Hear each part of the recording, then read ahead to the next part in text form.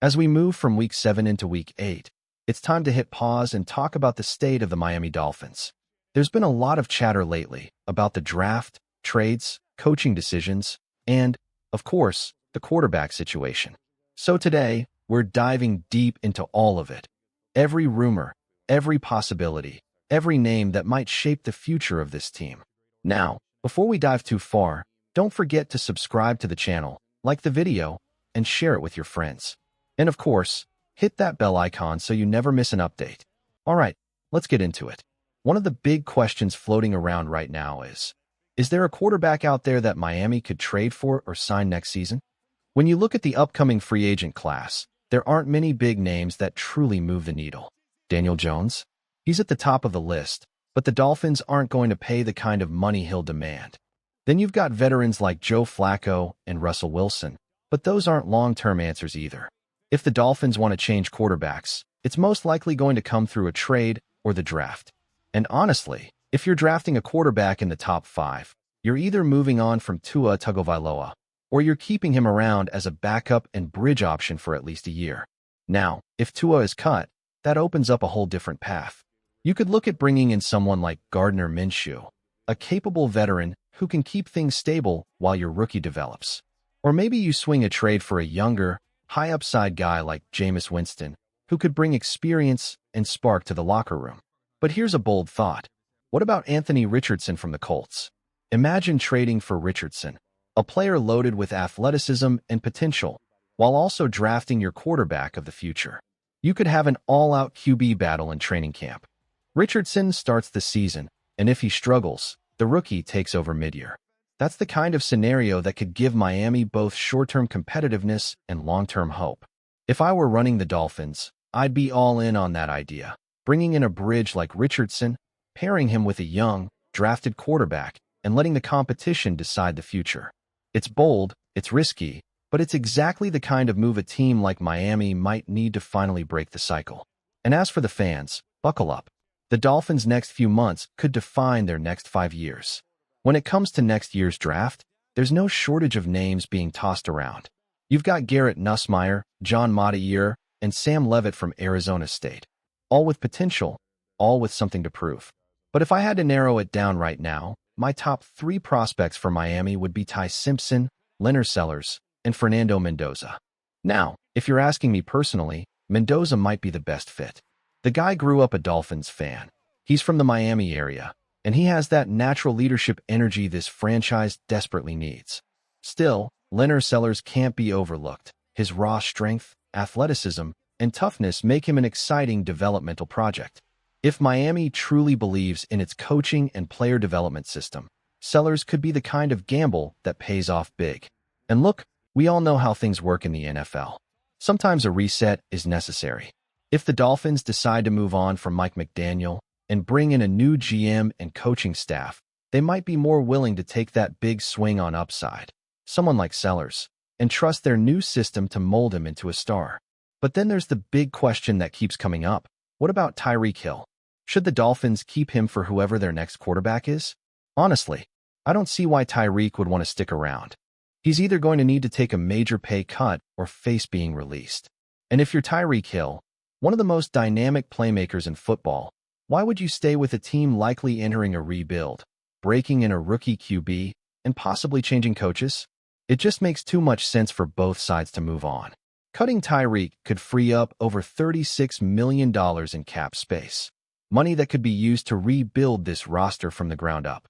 And for Tyreek himself, a reunion with the Kansas City Chiefs and Patrick Mahomes would be storybook stuff. Sometimes the best move for a superstar is to chase one more championship somewhere else.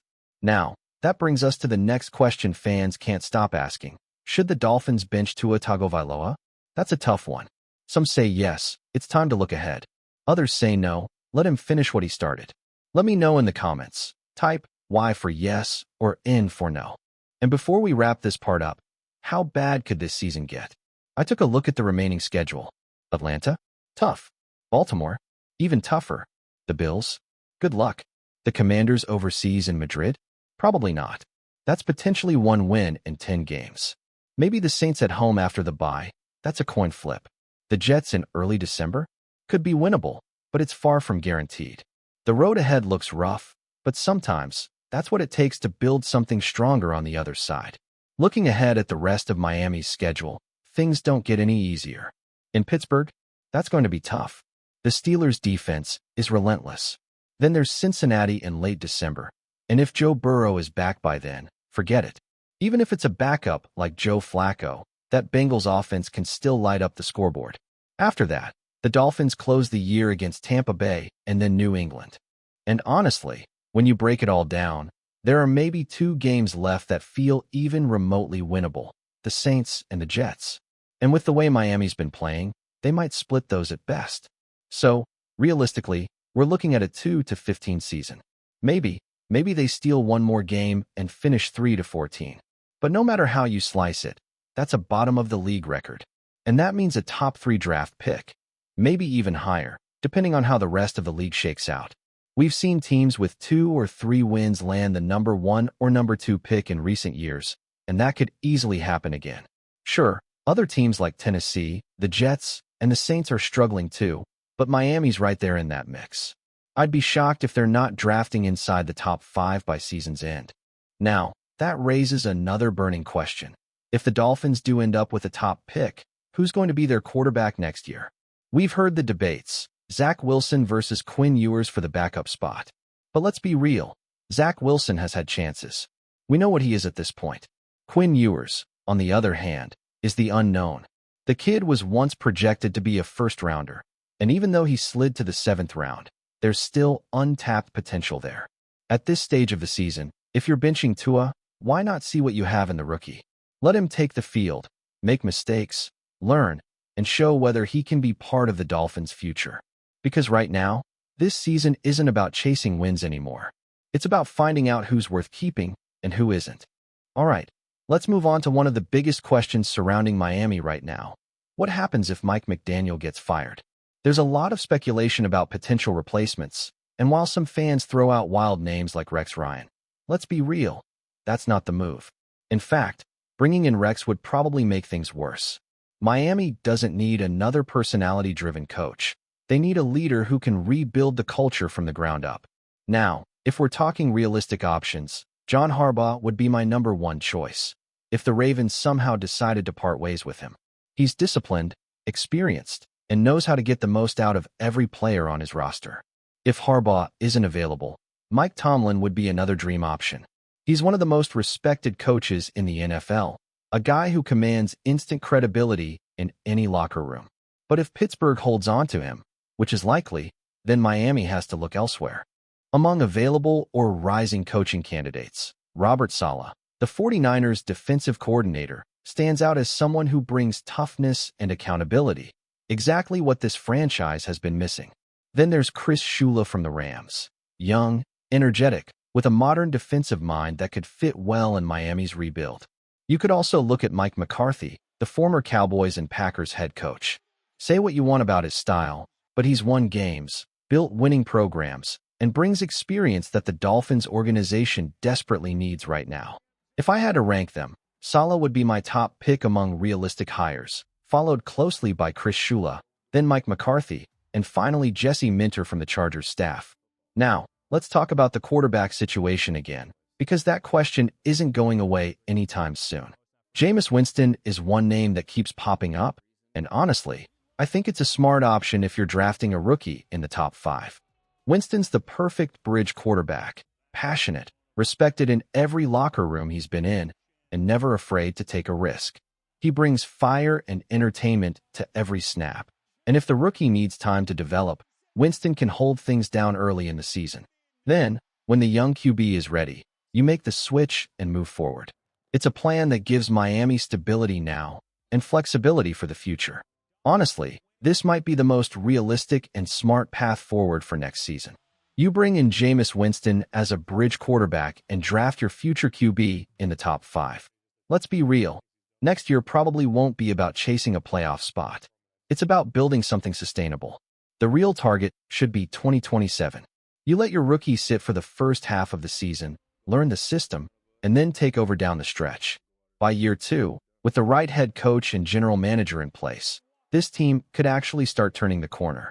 Cap management, smart drafting, and strong leadership can transform a franchise faster than people think. Just look at the division rival Patriots.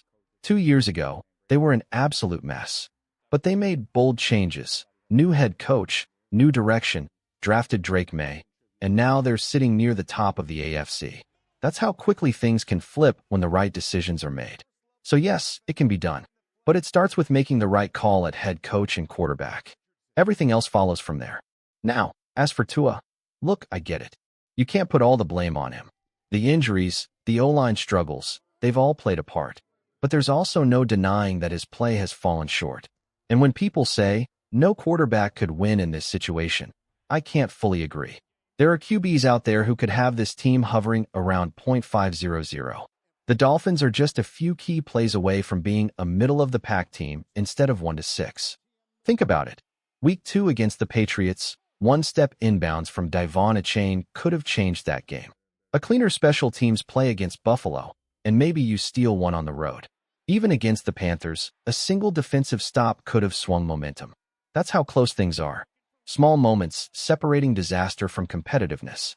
And that's why the next few decisions, head coach, quarterback, front office, will define the future of this franchise.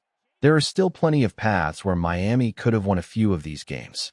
Let's be honest, you put almost any top 10 quarterback in football on this Dolphins roster, and they're sitting at least 3-4 right now instead of 1-6. Give this team Dak Prescott, Baker Mayfield, Joe Burrow if healthy, even Drake May, and you're talking about a much more competitive football team. That's just reality. So yeah, Tua deserves the majority of the blame, maybe 90 to 95%, but not all of it. The offensive line has been a disaster. Protection breaks down almost instantly, and when you're constantly under pressure, it's hard for any quarterback to develop confidence or rhythm. Now, as for Quinn Ewers, do I think he can develop into something meaningful with the right resources? To an extent, yes. I think he can grow into a capable backup, maybe even a reliable spot starter. But let's be real, the odds of him becoming a long-term, high-level NFL starter are extremely slim. Players like Brock Purdy or Tom Brady are the exceptions, not the rule. Seventh-rounders almost never become franchise quarterbacks. That's why Miami's front office decisions this offseason will be critical. If they move on from Chris Grier, I'd stay far away from bringing in Dan Marino as a symbolic choice. Marino is a legend, the greatest Dolphin ever, but being a Hall of Fame player doesn't automatically make you a great general manager. Those are two completely different jobs. Instead, I'd be looking at proven football minds from consistently successful organizations. Names like Ed Dodds from the Colts, Ian Cunningham from the Bears, or someone from the Rams or Ravens front office. Those systems have shown long-term consistency in scouting, drafting, and roster construction. Honestly, if Miami managed to bring in someone from the Rams front office and pair them with Chris Shula as head coach, that could be a fantastic combination, a modern, balanced approach that emphasizes both culture and player development. Bottom line, the Dolphins have talent, but they're missing structure, leadership, and direction. Fix that, and this team could turn things around faster than people expect.